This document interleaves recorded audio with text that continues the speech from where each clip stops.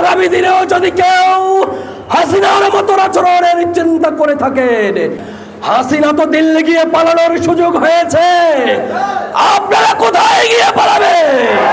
আমার সামনে উপস্থিত রামগঞ্জের প্রত্যন্ত অঞ্চল থেকে আগত দিনী আন্দোলনের প্রিয় মুজাহিদ ভাইরা, আসসালামু আলাইকুম ওয়া রাহমাতুল্লাহি ওয়া বারাকাতুহু।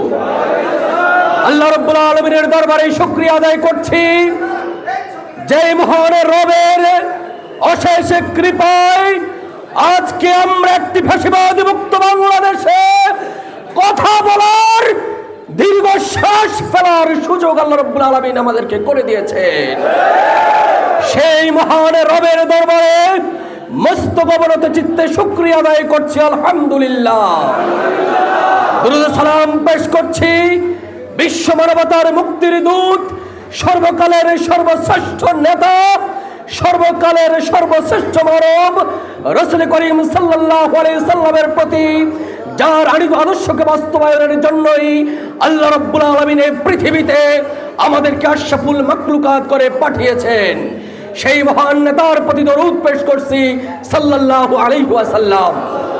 বদর, উহুদ, তাবুক, খন্দক থেকে শুরু করে যুগে যুগে আল্লাহর এই জমিনে আল্লাহর দ্বীন প্রতিষ্ঠার জন্য যে সকল মুর্দে মুজাহিদ তাদের জীবনকে বিলিয়ে দিয়েছেন, বিশেষ করে এই বাংলাদেশকে রক্ষা করার জন্য 1971 থেকে শুরু করে তার পরবর্তী সময়ে 24 জুলাই অভ্যুত্থানে যে সমস্ত ছাত্র জনতা তাদের বুকের তাজা রক্তকে ঢেলে দিয়ে এই বাংলাদেশকে আওয়ামী জাহিলিয়াত মুক্ত করেছে, এই বাংলাদেশকে ভারতীয় আধিপত্যবাদ মুক্ত করেছে, সেই সমস্ত শহীদ ভাইদের জান্নাতের সর্বোচ্চ মর্যাদা কামনা করি, আল্লাহুম্মা আমিন। আমরা আজকে যেটা বলতে চাই, বিগত 17টি বছর আওয়ামী হায়নারা এদেশের মুক্তিকামী তৌহিদি মানুষের উপর যে জুলুম, নির্যাতন, অত্যাচার, নিষ্পেষণ চালিয়েছে,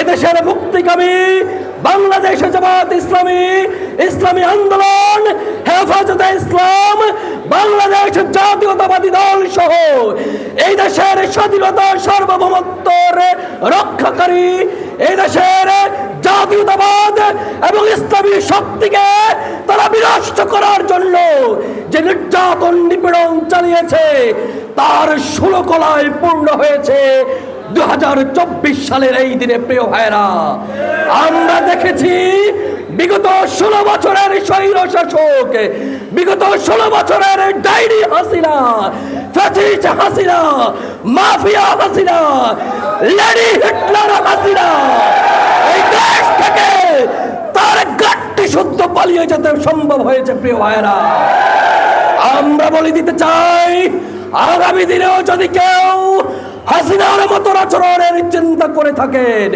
ফ্যাসিবাদী আচরণের চিন্তা করে থাকেন, হাসিনা তো দিল্লি গিয়ে পালানোর সুযোগ হয়েছে, আপনারা কোথায় গিয়ে পালাবে? কোথাও পালানোর সুযোগ নাই।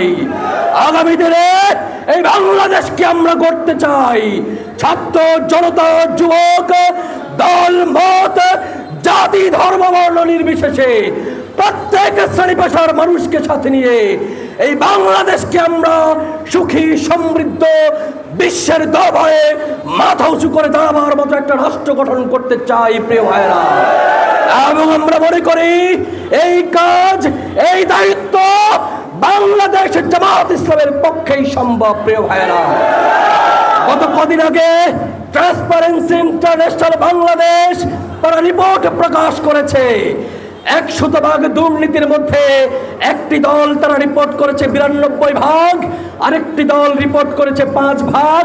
এইভাবে তারা ভাগ করেছে কোন দলের পক্ষ থেকে গত 1 বছরে নির্যাতন, নিপীড়ন, নিষ্পেষণ, দুর্নীতি বেশি হয়েছে।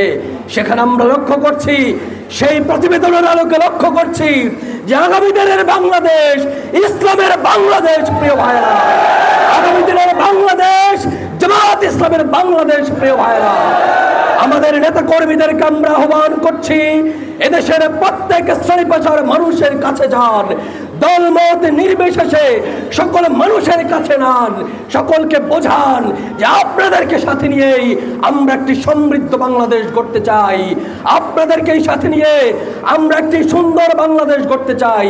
সবাইকে সুদান্ত আহ্বান জানিয়ে আজকের এই